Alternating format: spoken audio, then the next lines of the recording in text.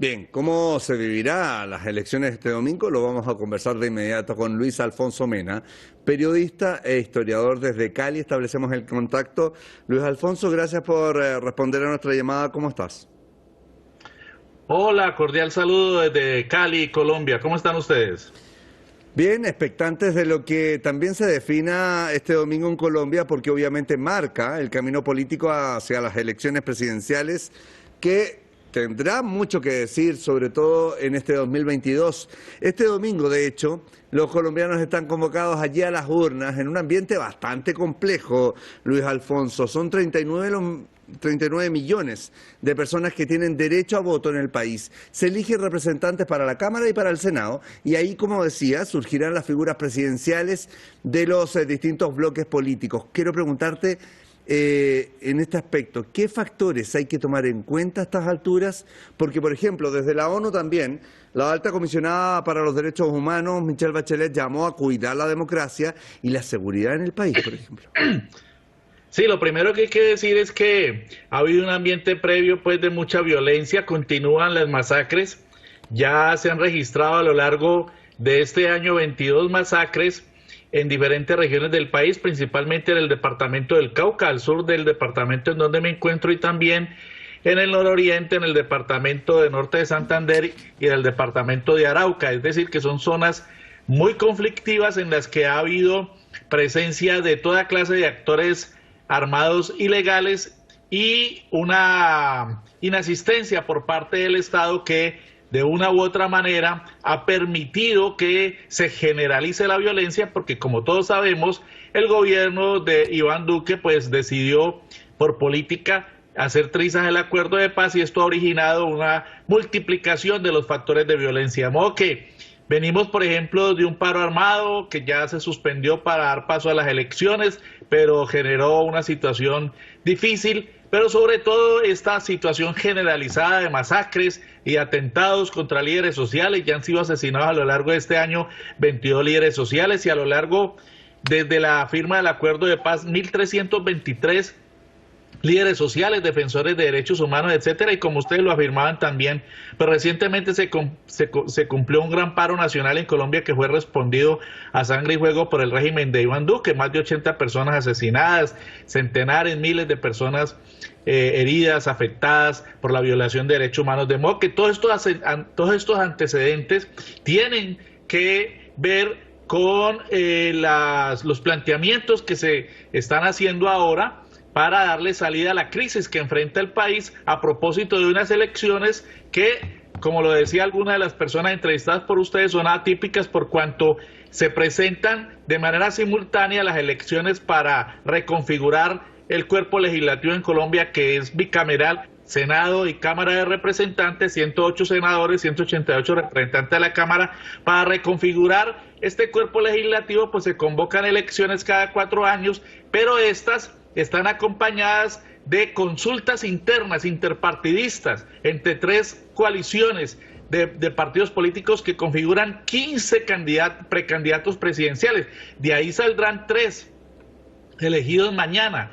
Y de igual manera hay 8 candidatos más, es decir, contamos en este momento con 23 candidatos. De todas maneras se va a decantar mañana la cantidad de aspirantes a la presidencia de la República, porque de 15, cada una de las 3 consultas que ustedes también han mencionado tiene de a 5 participantes.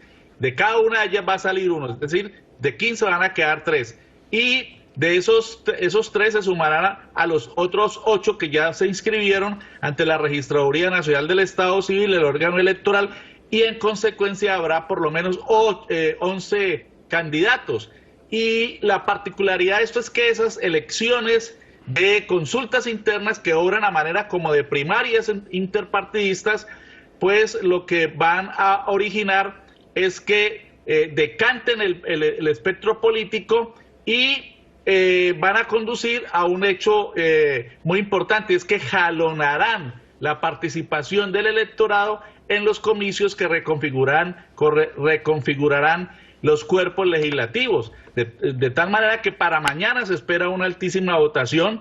Se espera que no haya acciones de violencia, por lo menos en estos días precedentes, ha habido un desarrollo del debate electoral con relativa calma en materia de violencia, aunque, como he dicho, persisten pues los atentados contra líderes sociales que ya se volvieron casi que lamentablemente y tristemente como un panorama en nuestro país, porque líderes sociales y masacres se cometen consuetudinariamente, de manera permanente.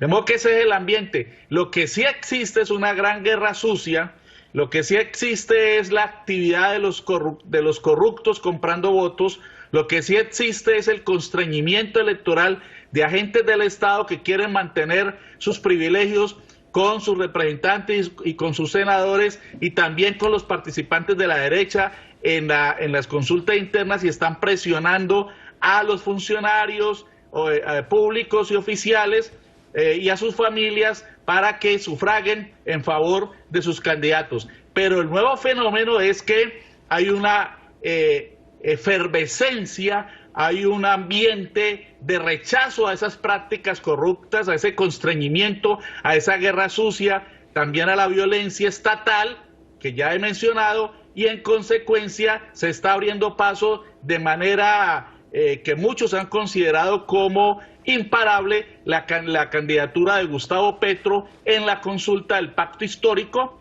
que todo indica va a ser la consulta más votada. Se calcula que un 38-40% de los votos van a ir a esta consulta y que las otras consultas, la de la derecha y la del centro, pues van a tener un porcentaje muchísimo menor. Y además de eso se espera que haya una participación muy importante por las listas cerradas a Senado y Cámara del pacto histórico, porque Gustavo Petro ha planteado que para poder tener gobernabilidad necesita de mayorías en el Congreso. Luis Alfonso, me queda muy poco tiempo, pero quiero concentrarme en lo que nos queda en este nivel de confianza que muchos están llamando a dudar. El propio Petro ha hablado sobre el tema de la venta de votos y lo que está ocurriendo previo a las elecciones. ¿Qué pasa con la imagen desfavorable hoy día que hay en el Parlamento con un 86% que desaprueba la gestión? ¿Cómo se revierte esto pensando en el nivel de confianza que necesitan los ciudadanos al momento de votar? O sea, puede haber una alta convocatoria, pero también puede haber mucho voto nulo o blanco o esta venta de votos. ¿Qué es lo que pasa con eso? ¿Cómo se controla? Sí, como te digo, hay mucha corrupción de actores de la derecha que están tratando de corromper al electorado. Siempre lo han hecho, se han hecho denuncias sobre multimillonarias compras por parte de políticos tradicionales al electorado, pero como te digo, el ambiente nuevo es de rechazo a esas prácticas y de procurar una reconfiguración del Congreso para que una mayoría o una bancada muy importante de la izquierda y el campo alternativo y de los sectores que estén con Gustavo Petro, pues produzcan una transformación a través de nuevas leyes desde el Congreso, porque el sistema nuestro pues es de división tripartita del poder y se requiere de todas maneras, así ese Congreso esté tan desprestigiado, se requiere de que ese Congreso sea el que promulgue las leyes, las estudie y las promulgue para que las sancione el presidente de la República y le permitan gobernar a ese presidente. Perfecto. Por eso esa relación es tan importante. No solamente es necesario cambiar en la presidencia por un nuevo mandato, un nuevo gobierno alternativo, sino que se requiere que haya una recomposición del Congreso para que le ayude a través de leyes a sacar adelante las reformas estructurales que está planteando Gustavo Petro.